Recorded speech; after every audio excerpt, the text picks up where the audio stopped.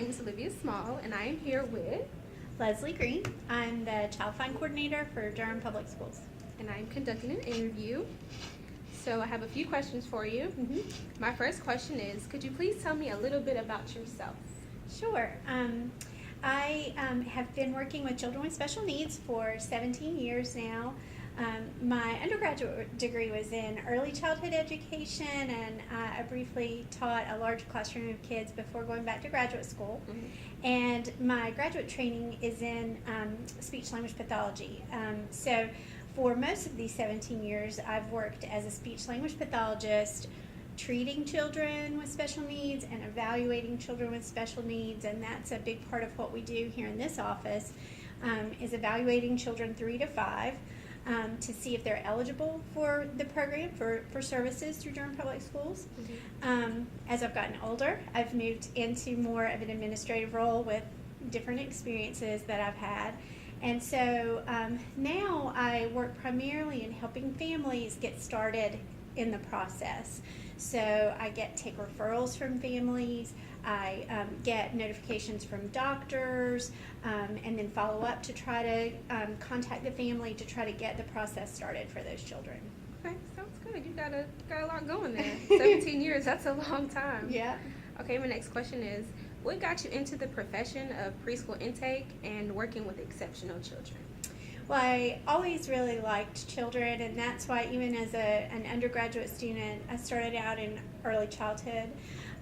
But pretty quickly I realized that I was really drawn to the children who were having difficulty, and I also really wanted to work with children in a smaller group instead of having a whole classroom of 20 to 25 students. And so that's really what led me to speech language pathology. And, I loved being an SLP, through the years, learning how to really help families, help children. Then I've done just lots and lots of evaluation and helping families through that process of coming to understand that their child has a disability. And so really, as I gained more experience, my supervisors kept asking me to take on additional responsibilities. That sort of happens when you stick around for a while. They start asking you to do, more things, and so I've moved into more supervisory roles in like the last 5 years or so. I really love it. I'm still helping families, but I do a lot more administrative kind of things. I track all of the data for our program that we have to report to the state. I do all of our meetings with the early intervention program, the CDSA, or the Birth to 3 program, because there's special rules that we have to follow. So I meet with all those families. And it's still just as rewarding, but I'm also getting to, have some new challenges, and that's always fun too. Okay. My next question is, what are some of the questions that you ask in order to determine if a child is eligible for a certain preschool? Well, to really get to that eligibility question, there are a lot of laws that we follow, and those are very detailed laws that are really derived from the federal law IDEA.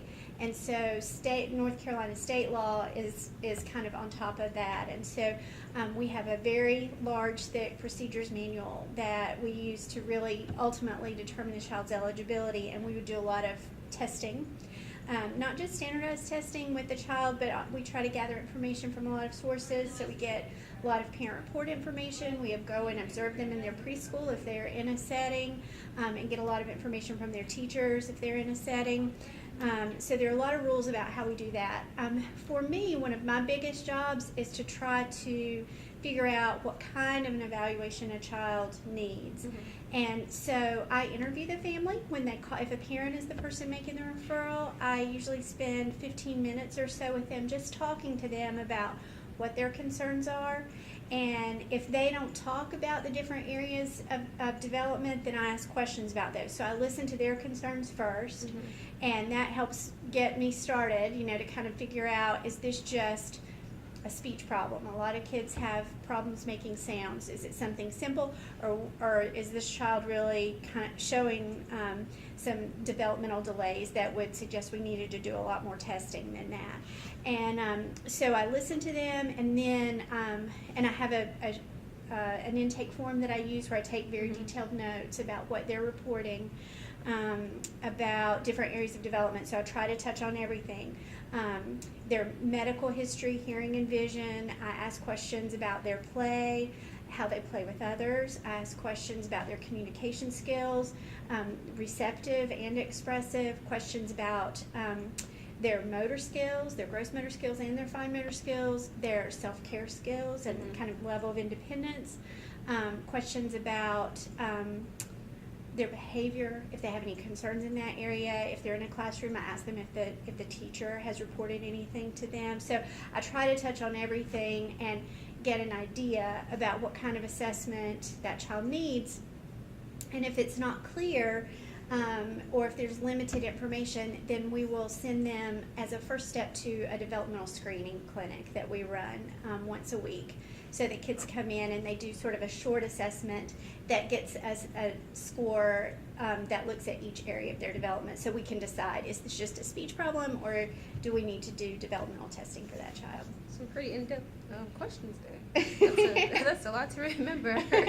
Okay, my next question. Do you find it hard to turn down families that do not qualify for a preschool, and why? Well, yes. If that child's not eligible, it's kind of, in a lot of ways, that's a good thing for our program. So we try to help the family understand that, in order to be eligible for our program, the only way children are eligible is if they have special needs. So they have to be showing delays in different areas of their development. And so if a child's not eligible, that's because they didn't meet the criteria for those delays. And so, we try to emphasize the positive, that's, a good thing that their child is not delayed. And we try to give them some other resources. There are some public preschool programs in the county, primarily Head Start, NC Pre-K, and Durham Public Schools runs a Title I/NC Pre-K program that the children don't have to have such significant delays as they do for us, and so we will always give them that information about how to apply for one of those preschool programs. Okay. I'm going to add an extra question because I just thought about it. Go ahead. What would you say to someone that wants to get in the profession of teaching or educating children with special needs? Well, I would try to get a little bit of experience if you have any opportunities for that. Most programs let people come and observe. We have students come and observe all the time, so that you can have an idea about what you're interested in, what you like. There are a lot of different ways to work with children with special needs. You can be a classroom teacher, and for us, most of our teachers have a small class, no more than 12 children, and so that is a very important role. We have lots of therapists that work with the children, and so they go in and do speech therapy or occupational therapy or physical therapy, and then here at this office, we have a lot of staff who just do the testing to see if the children are eligible. We see so many children. We get between 700 and 800 notifications per year, and last year we did something like 360 comprehensive evaluations, and so it takes a large staff just to do that part. And testing was something that, as I worked with kids, I became more and more interested in, so I really did a lot of that. So I think finding what interests you, where you think you'll fit, would be sort of the best first step. And, there are lots of opportunities, not just in Durham Public Schools, but in the community, working with Special Olympics, working at the YMCA. They have special camps for children with special needs. The Autism Society of North Carolina has camps for children with autism. So I would seek out those opportunities to get a little experience and figure out what you like. Okay. And my final question is, what do you enjoy most and least about your job? Well, I love my job, so I don't have too many things that I like least.